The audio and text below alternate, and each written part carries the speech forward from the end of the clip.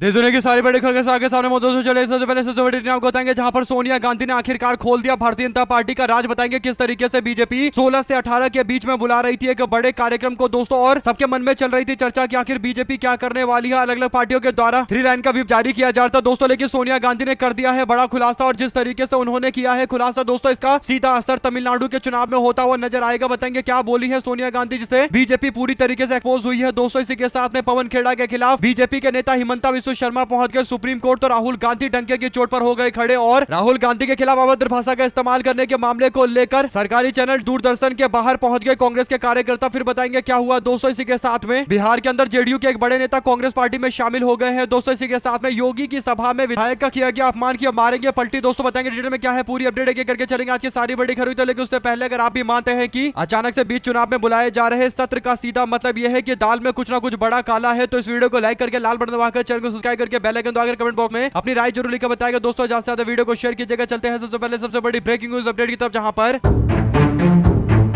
Congress party की संसदीय दल की अध्यक्ष और राज्यसभा की सांसद सोनिया गांधी ने केंद्र सरकार के प्रस्तावित विशेष सत्र यानी 16 तारीख से 18 तारीख के बीच में अचानक से संसद के सत्र बुलाए जाना, खासकर चुनाव के बीच में बुलाए जाने को लेकर जोरदार निशाना साधा है दोस्तों। और उन्होंने कहा है कि ये कोई महिला आरक्षण के लिए बैठक नहीं बुलाई जा रही है, बल्कि परिसीमन के लिए बैठक बुलाई जा रही है, यानी महिला आरक्षण का नाम लेकर परिसीमन के नतीजे को घोषित कर दिया जाएगा और जारी कर दिया जाएगा दोस्तों। दरअसल सोनिया गांधी जो बोल रही है इसका मतलब ये साफ तौर पर है कि नाम के लिए बीजेपी के लोग महिला आरक्षण की बातें करेंगे 16 से 18 के बीच में, क्योंकि 2024 के चुनाव से पहले बीजेपी महिला आरक्षण को लेकर नियम लेकर आई थी दोस्तों। कांग्रेस पार्टी ने डंके की चोट पर समर्थन किया था, और मल्लिकार्जुन खड़गे और कांग्रेस पार्टी के वरिष्ठ नेताओं ने कहा था कि अभी से इसको लागू करिए, यानी तुरंत लागू करिए, इस चुनाव में लागू कीजिए, अगले आने वाले सारे चुनाव में महिला आरक्षण लागू हो जाएगा, 33% महिलाओं को रिजर्वेशन मिल जाएगा। लेकिन दोस्तों बीजेपी की सरकार ने 2029 की बातें कर दी दोस्तों, और बड़ी बात यह है कि 2029 से पहले लागू करने पर बीजेपी मान नहीं रही थी, लेकिन अब अचानक से बीच चुनाव के अंदर 16 से 18 तारीख को बैठक बुलाई गई दोस्तों, और बीजेपी का दावा है कि महिला आरक्षण पर चर्चा किया जाएगा और महिला आरक्षण लागू किया जाएगा। लेकिन सोनिया गांधी ने एकदम सही बात पकड़ी है दोस्तों, उन्होंने कहा है कि महिला आरक्षण पर यह चर्चा नहीं करवाएंगे। दरअसल साउथ के यानी दक्षिण के राज्य जहां पर चुनाव हो रहे हैं, खासकर तमिलनाडु में चुनाव हो रहे हैं, और तमिलनाडु के 39 इंडिया गठबंधन के सांसद अभी चुनाव प्रचार में लगे हुए हैं, और इसी बीच में ये लोग 16 से 18 तारीख तक महिला आरक्षण के नाम पर परिसीमन को पास करवा देना चाहते हैं, यानी आबादी के हिसाब से देश के अंदर परिसीमन करने की एक साजिश चल रही है। और आबादी के हिसाब से अगर परिसीमन किया जाएगा तो उत्तर भारत के राज्यों के अंदर सीटों की संख्या ज्यादा बढ़ जाएगी दोस्तों, जबकि दक्षिण भारत के राज्यों के अंदर सीटों की संख्या काफी कम बढ़ेगी, और इससे दक्षिण भारत के लोगों के साथ में अन्याय होगा। और सोनिया गांधी यही बोल रही है कि परिसीमन को लागू करने की साजिश चल रही है। कुल मिलाकर दोस्तों अगर बीजेपी चुनाव के बाद ऐसा करती है तो तमिलनाडु और दक्षिण के राज्यों के बड़ी संख्या में सांसद इकट्ठा होकर बीजेपी के खिलाफ मोर्चा खोल सकते हैं दोस्तों, और बीजेपी कहीं ना कहीं इसीलिए चुनाव के बीच में ये करना चाहती है। और सोनिया गांधी के ऐसा बोलते ही तमिलनाडु के चुनाव के अंदर ये सबसे बड़ा मुद्दा बन चुका है, और अगले कई दिनों के अंदर एआईएडीएमके और बीजेपी के खिलाफ तमिलनाडु में जोरदार तरीके का माहौल बनता हुआ नजर आएगा दोस्तों। तो अपनी राय जरूर लिखकर बताएगा। सोनिया गांधी ने बीजेपी को एक बड़े मामले पर एक्सपोज कर डाला है, तो अपनी राय जरूर लिखकर बताएगा। ज्यादा से ज्यादा वीडियो को शेयर कीजिएगा। साथ साथ चलते हैं एक और बड़ी अपडेट तब, जहां पर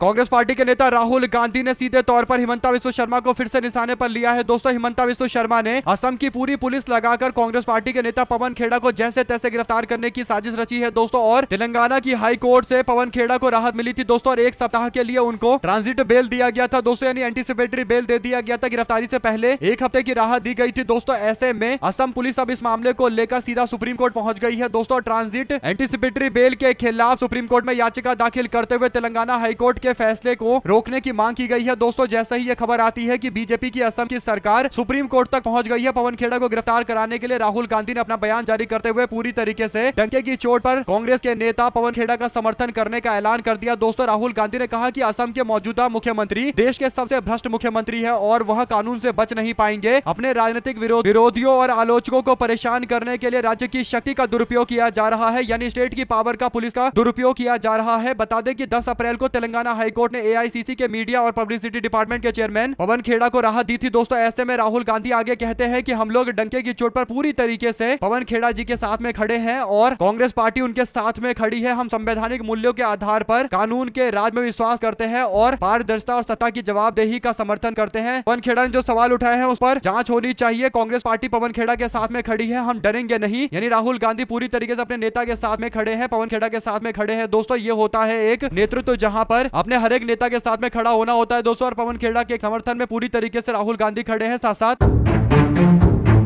कांग्रेस पार्टी के शासनकाल के टाइम में दोस्तों दूरदर्शन पर समाचार आप लोग देखते होंगे तो किस तरीके से एकदम सौम्य तरीके से समाचार सुनाया जाता था। एजेंडाबाजी बिल्कुल नहीं होती थी और लोग शांति से न्यूज पढ़ा करते थे। लेकिन आज की डेट में पूरी तरीके से दूरदर्शन चैनल को एक भाजपा का प्रचार तंत्र बना दिया गया है दोस्तों। यही बड़ा कारण है कि कई सारे ऐसे एंकर यहाँ पर काम कर रहे हैं जिनको करोड़ों रुपए दिए जाते हैं और करोड़ों रुपए लेकर ये लोग केवल और केवल बीजेपी का प्रचार करते हैं दोस्तों। यहाँ तक कि खुलकर भारतीय जनता पार्टी के कार्यकर्ता की तरह बर्ताव करते हैं दोस्तों। ऐसा ही एक मामला सामने आता है जहां पर डीडी न्यूज पर एंकर है अशोक श्रीवास्तव, जिसके परिवार के समारोह में यानी शादी विवाह में नरेंद्र मोदी जाते हैं दोस्तों। यानी ये एंकर पूरी तरीके से भाजपाई गुणगान गाता रहता है। सरकारी चैनल पर काम करने के बावजूद यानी न्यूज चैनल पर काम करता है लेकिन सरकारी स्कीम बताने की जगह भारतीय जनता पार्टी के गुणगान गाता रहता है दोस्तों। ऐसे में अशोक श्रीवास्तव एक डिबेट के दौरान राहुल गांधी को लेकर अपमानजनक शब्द का इस्तेमाल करता है दोस्तों। इस बात को लेकर कांग्रेस पार्टी के कार्यकर्ता बुरी तरीके से भड़क गए। कांग्रेस पार्टी युवा मोर्चा के लोग दूरदर्शन न्यूज चैनल के बाहर पहुंच गए दोस्तों नोएडा में और जोरदार तरीके से विरोध किया गया और यूथ कांग्रेस के कार्यकर्ता विरोध करते हुए नजर आ रहे हैं। और जो बैनर साथ में लेकर आए हैं दोस्तों इसमें अशोक श्रीवास्तव दिखाई दे रहा है और लिखा हुआ है कि सरकारी चैनल में बीजेपी की दलाली नहीं चलेगी और डीडी न्यूज को दलाल दर्शन न्यूज बताया जा रहा है। कुल मिलाकर दोस्तों इंडियन यूथ कांग्रेस की ओर से जोरदार तरीके का प्रदर्शन किया गया। पुलिस वाले भी पहले से ही मौजूद थे, उनको पता था कि प्रदर्शन हो सकता है और कांग्रेस पार्टी युवा मोर्चा ने कहा कि वो इस मामले पर और जोरदार तरीके से प्रदर्शन करेंगे। ऐसे में अगर आप भी मानते हैं कि इंडियन यूथ कांग्रेस हर एक मामले को लेकर जिस तरीके से रिस्पॉन्स करती है दोस्तों, कहीं ना कहीं भारतीय जनता पार्टी के लोग सबसे ज्यादा अगर किसी से डरते हैं तो वो इंडियन यूथ कांग्रेस यानी भारतीय राष्ट्रीय कांग्रेस युवा कांग्रेस से डरते हैं। तो अपनी राय जरूर लिखा के साथ साथ चलते हैं एक और बड़ी अपडेट तब जहां पर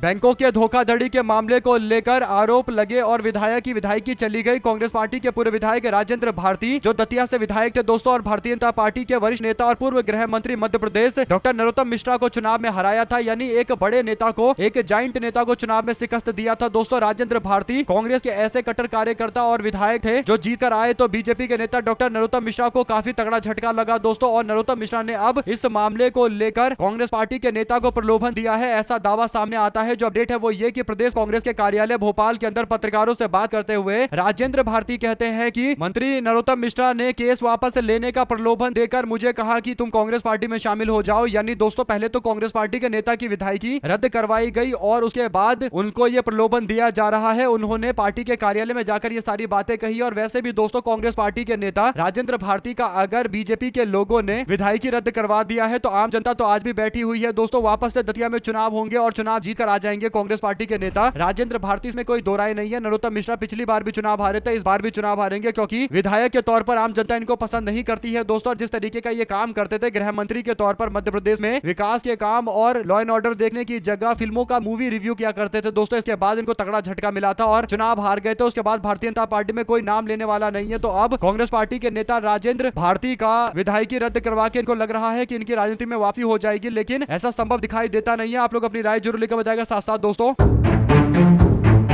पश्चिम बंगाल के मालदा के अंदर न्यायिक अधिकारी को बंधक बनाए जाने के मामले को लेकर एनआईए ने कांग्रेस पार्टी के 2 नेताओं को गिरफ्तार किया है। कांग्रेस उम्मीदवार सायम चौधरी से रात भर पूछताछ की गई है दोस्तों। एसआईआर विवाद और गिरफ्तारी को लेकर पूरी कहानी सामने आई है। पश्चिम बंगाल के मालदा जिले के अंदर एसआईआर प्रक्रिया के दौरान मतदाता सूची से नाम हटाए जाने को लेकर विवाद इतना ज्यादा बढ़ गया था कि न्यायिक अधिकारियों को लगभग 7 जजों को घेर लिया गया था दोस्तों और भारी भीड़ ने घेरा हुआ था। इसके बाद कांग्रेस पार्टी के मोथाबाड़ी के उम्मीदवार सायम चौधरी को एनआईए ने यानी नेशनल इन्वेस्टिगेशन एजेंसी ने पूछताछ के लिए बुलाया और रात भर पूछताछ किया गया। यहां तक कि मोबाइल फोन भी जब्त किया गया। रात भर पूछताछ चली और 2 कांग्रेस के कार्यकर्ताओं को गिरफ्तार भी किया गया है। कुल मिलाकर दोस्तों सवाल यह है कि अचानक से इसमें कांग्रेस पार्टी के नेताओं का नाम कैसे आने लगा और वैसे भी एक उम्मीदवार को रात भर बुलाकर वो भी चुनाव के टाइम में पूछताछ करना, इससे कहीं ना कहीं चुनावी कैंपेन भी उनका खत्म हो रहा है। और मालदा के अंदर कांग्रेस पार्टी मजबूत पार्टी है दोस्तों, पिछली बार भी चुनाव जीते थे लोकसभा का। तो ऐसे में कांग्रेस पार्टी को मालदा से खत्म करने की एक बड़ी साजिश चल रही है। आप लोग इस पूरे मामले अपनी राय जरूर लिखकर बताएगा। साथ साथ चलते हैं एक और बड़ी अपडेट तो दोस्तों जिसमें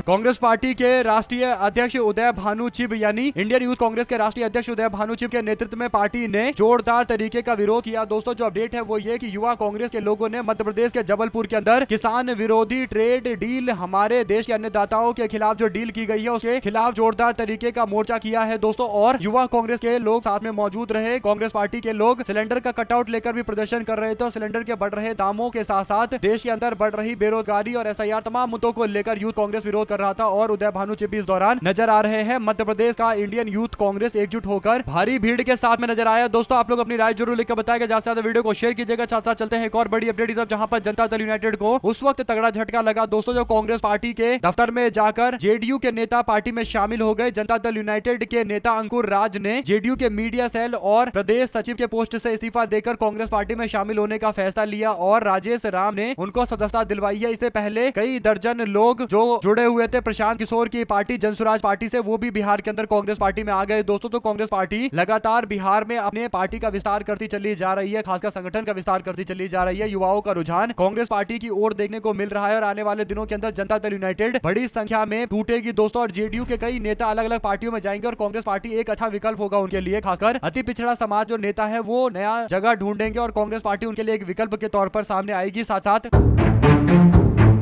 उत्तर प्रदेश के अंदर मुजफ्फरनगर में सोमवार को मुख्यमंत्री योगी आदित्यनाथ का दौरा था दोस्तों। यहां कई योजनाओं की घोषणा के साथ साथ राष्ट्रीय लोक दल की संयुक्त रैली बीजेपी के साथ हो रही थी, लेकिन स्थिति तब विकट हो जाती है जब मेरठ के सिवाल खास के विधायक लोक दल के विधायक गुलाम मोहम्मद को रैली में आने से रोक दिया जाता है दोस्तों। रैली स्थल में आने से रोक दिया जाता है और विधायक को बाहर से ही भेजने की कोशिश की जाती है। बाद में जैसे तैसे वो रैली में घुस पाते हैं, यानी एक विधायक के साथ में इस तरीके का दुर्व्यवहार किया जा रहा है कि उनको रैली में आने नहीं दिया जा रहा दोस्तों। पुलिसकर्मी ने उन्हें यह कहकर लौटा दिया कि उनका नाम मंच पर नहीं है, ना नीचे के मंच पर है, और उसके बाद विधायक वापस लौट गए। एसएसपी मुजफ्फरनगर संजय वर्मा और विधायक गुलाम मोहम्मद का वीडियो सोशल मीडिया पर आया है दोस्तों, और जानकारी मंच पर मौजूद स्थानीय पदाधिकारियों से भी अपडेट सामने आई है। कुल मिलाकर दोस्तों मुस्लिम विधायक है आरएलडी पार्टी के, और क्योंकि आरएलडी पार्टी ने भारतीय जनता पार्टी के साथ में गठबंधन कर लिया है तो सबको पता है कि अगला चुनाव अगर दोनों मिलकर लड़े तो इसका सीधा मतलब यह है कि किसी मुस्लिम उम्मीदवार को तो आरएलडी टिकट देगी नहीं, क्योंकि बीजेपी के साथ गठबंधन करने के बाद मुस्लिम उम्मीदवार जीतेगा भी नहीं, खासकर पश्चिमी उत्तर प्रदेश में तो नहीं जीतेगा दोस्तों। और ऐसे में कहीं ना कहीं अपने विधायक गुलाम मोहम्मद को आरएलडी अपने से दूर कर रही है और इसका सबसे बड़ा कारण भाजपा के साथ का गठबंधन है। अगर आप भी मानते हैं कि आरएलडी के जितने भी मुस्लिम नेता हैं वो धीरे धीरे करके पार्टी छोड़कर जाएंगे और समाजवादी पार्टी में शामिल हो जाएंगे और मुजफ्फरनगर के अंदर केवल एक ही पार्टी बचेगी, समाजवादी पार्टी, जिनके साथ मुस्लिम मतदाता नजर आएंगे, तो ये भी एक तरीके से दोस्तों बीजेपी और आरएलडी के लिए बड़ी चुनौती बनेंगे। अगर आप भी मानते हैं कि जरूर मुस्लिम विधायक है इसीलिए इनको दरकिनार किया गया, वरना स्टेज पर नहीं तो कम से कम नीचे जो स्टेज लगता है उसमें जो अलग से वीआईपी कुर्सियां लगती है उसमें बैठने की जगह देनी चाहिए, वहां भी कोई जगह नहीं दी गई। आप लोग इस पर अपनी राय जरूर लिखकर बताएगा। साथ साथ चलते हैं एक और अपडेट की तरफ दोस्तों, जिसमें महत्वपूर्ण आधिकारिक सूचना यह है कि यूजीसी के नियमों को लेकर सर्वोच्च न्यायालय ने 15 अप्रैल यानी कल होने वाली सुनवाई को टाल दिया है दोस्तों। यानी यूजीसी के नोटिफिकेशन वाले मामले पर जो सुनवाई होने वाली थी वो कल होने वाली थी, अब इसको 14 मई तक टाल दिया गया। तो इस पर सवर्ण समाज के कई सारे सोशल मीडिया हैंडल से भारतीय जनता पार्टी पर सवाल खड़े किए जा रहे हैं कि बीजेपी जानबूझकर इन मामलों की सुनवाई नहीं करवाना चाहती है। साथ साथ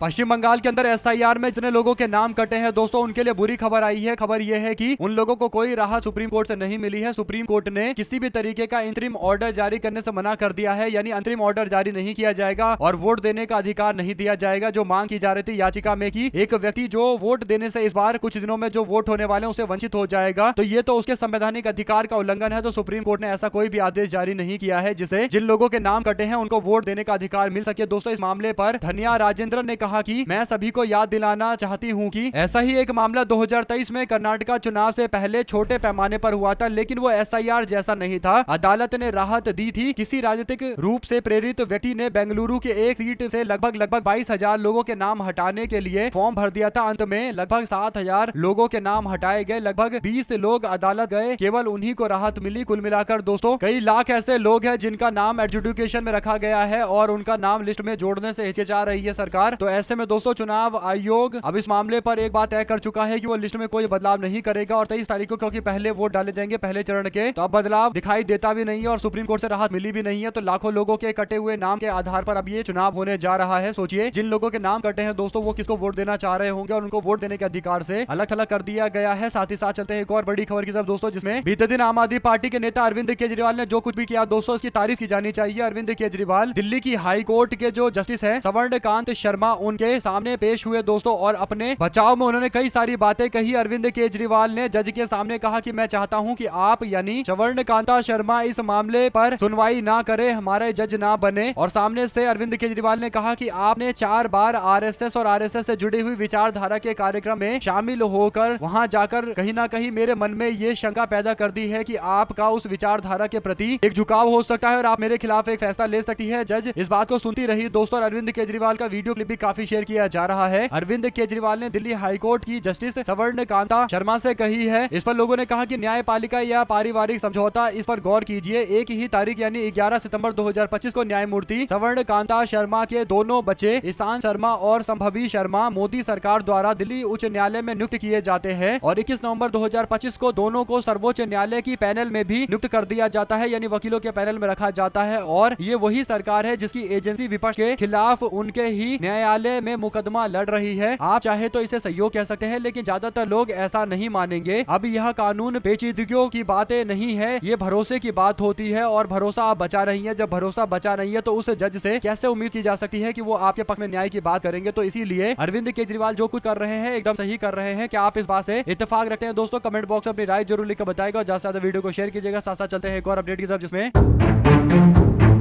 असम के विधानसभा चुनाव को लेकर जिस तरीके से चुनाव के अंतिम 4-5 दिनों के अंदर एक पूरा माहौल देखने को मिला दोस्तों और पवन खेड़ा ने जिस तरीके से एक बड़े खुलासे के साथ में प्रेस कॉन्फ्रेंस की, उसके बाद बीजेपी के नेता हिमंता बिस्वा शर्मा की बौखलाहट तो साथ में आसमान पर पहुंच गई है दोस्तों। पूरी असम पुलिस दौड़ा दी गई है कि जैसे तैसे पवन खेड़ा को गिरफ्तार करो। दरअसल अपडेट यह है दोस्तों की असम को लेकर अब भनक लगनी शुरू हो गई है कि भाजपा की हालत खराब है और यही बड़ा कारण है कि बीजेपी के असम के मुख्यमंत्री हिमंता बिस्वा शर्मा कह रहे हैं कि वो इलेक्शन कमीशन ऑफ इंडिया के खिलाफ PIL फाइल करेंगे जाकर कोर्ट के अंदर। दरअसल दोस्तों हिमंता बिस्वा शर्मा की पत्नी और उन पर लगाए गए आरोप के बाद मीडिया से बात करते हुए बीजेपी के नेता कहते हैं कि मैं PIL इसलिए दाखिल करूंगा क्योंकि जब कोई राष्ट्रीय राजनीतिक पार्टी चुनाव के नतीजों को प्रभावित करने के लिए ऐसा करती है तो उनके फ्रॉड साबित होने पर पार्टी का रजिस्ट्रेशन कैंसिल किया जाना चाहिए। और उन्होंने दावा किया कि ये मैं अपने व्यक्तिगत स्तर पर करूंगा, यानी कांग्रेस पार्टी का सीधे रजिस्ट्रेशन रद्द हो जाना चाहिए, कांग्रेस पार्टी को राष्ट्रीय पार्टी का दर्जा नहीं मिलना चाहिए। यानी हिमंता बिस्वा शर्मा इतने ज्यादा बौखलाए हुए हैं दोस्तों कि वो कह रहे हैं चुनाव आयोग के खिलाफ भी कार्रवाई करूंगा, कांग्रेस के खिलाफ भी कार्रवाई करूंगा, पवन खेड़ा, राहुल गांधी सबके खिलाफ कार्रवाई करूंगा, लेकिन 4 तारीख का इंतजार करना पड़ेगा। और जब जनता इनके खिलाफ कार्रवाई कर देगी और नतीजे इसके खिलाफ आ जाएंगे तो उसके बाद राहुल गांधी ने कहा है कि कानून इनके खिलाफ कार्रवाई करेगा, यानी कार्रवाई तो होगी, किसके खिलाफ होगी ये 4 तारीख को तय होगा। और जिस तरीके की बौखलाहट हिमंता बिस्वा शर्मा में दिखाई दे रही है दोस्तों, पता चल रहा है कि आखिर कार्रवाई कहां होने वाली है और बौखलाहट का क्या कारण है, क्योंकि गुवाहाटी सेंट्रल जेल भेजेंगे ये बात तो राहुल गांधी ने साफ तौर पर बोला था। साथ साथ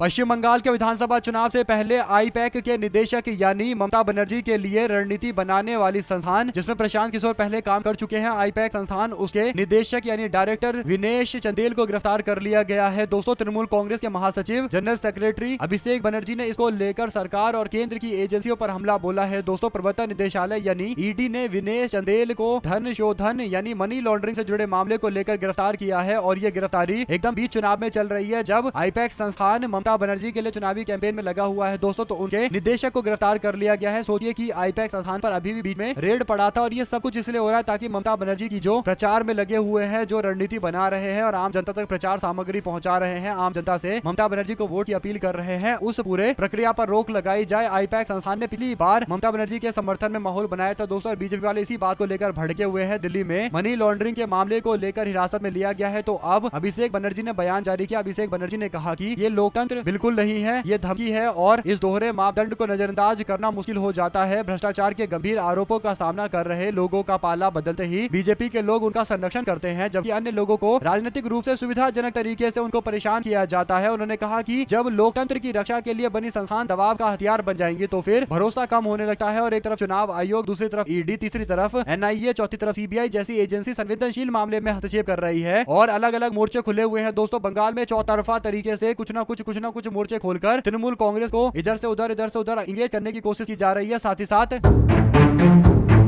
20 से 30 कांग्रेस पार्टी के कर्नाटका के विधायकों का दल ग्रुप पहुंचा था दिल्ली दोस्तों, और दिल्ली में कांग्रेस पार्टी के आला कमान से मुलाकात करना था और मुलाकात हो भी गई। मुलाकात में मल्लिकार्जुन खड़गे ने सारे नेताओं से बातचीत की है दोस्तों, और इन सबको आश्वासन दिया है कि पार्टी इस बारे में विचार कर रही है कि कैसे कैबिनेट की सफलिंग होगी और किन को मौका दिया जाएगा। ये सारे के सारे नेता इकट्ठा होकर मल्लिकार्जुन खड़गे से बातचीत करने के लिए गए थे दोस्तों। ये अच्छी बात है क्योंकि अपने राष्ट्रीय अध्यक्ष से कुछ भी बोलना ये कार्यकर्ता का एक हक होता है, और सारे नेता एक कार्यकर्ता भी हैं, तो इसके लिए इनकी तारीफ की जानी चाहिए कि भारतीय जनता पार्टी के साथ जाने से बेहतर या बीजेपी के साथ मिलकर बीजेपी के रिजॉर्ट में जाने से बेहतर इन्होंने पार्टी के आलाकमान से बातचीत करना सही रास्ता अपनाया दोस्तों। और इसके बाद कांग्रेस पार्टी के दफ्तर में मल्लिकार्जुन खड़गे ने इन सारे नेताओं के साथ में काफी देर तक मुलाकात की है दोस्तों, जिसके बाद आगे का रास्ता निकाला जाएगा। साथ ही साथ पंजाब में विधानसभा से बेअदबी के खिलाफ सख्त कानून पास किया गया है। आजीवन कारावास और 25 लाख रुपए तक का जुर्माने का प्रावधान दिया गया है दोस्तों। इसके तहत बेअदबी के मामले जांच डीएसपी रैंक या उसे ऊपर के अधिकारी ही करेंगे। ये अपराध समझौता सहित और संज्ञेय होगा, और जिसके बाद अदालत के बाहर समझौते की मनाही होगी और बिना वारंटी के गिरफ्तारी की अनुमति होगी। यानी पूरी तरीके से बेअदबी के मामले को लेकर सख्ती के साथ में कानून को लागू करने का दावा किया जा रहा है, और सिख समुदाय के लोग कई दिनों से इस बात की मांग कर रहे थे। अब देखना ये होगा दोस्तों कि क्या बेअदबी के खिलाफ बने इस कानून का क्या दुरुपयोग भी हो सकता है, क्योंकि बेअदबी एक ऐसा मामला है जिस पर यह साबित नहीं किया जा सकता कि वाकई बेअदबी हुआ है या नहीं हुआ है, और अब बिना वारंट के गिरफ्तारी और इस तरीके के जो प्रावधान रखे गए हैं, क्या इसको चुनौती सुप्रीम कोर्ट में दी जाएगी। जो भी अपडेट इससे जुड़ी आती रहेगी आप लगातार पहुंचाते रहेंगे। हमारे साथ लगातार जुड़े दोस्तों का बहुत बहुत धन्यवाद। देख रहे थे आपको जय हिंद, जय भारत। वीडियो को शेयर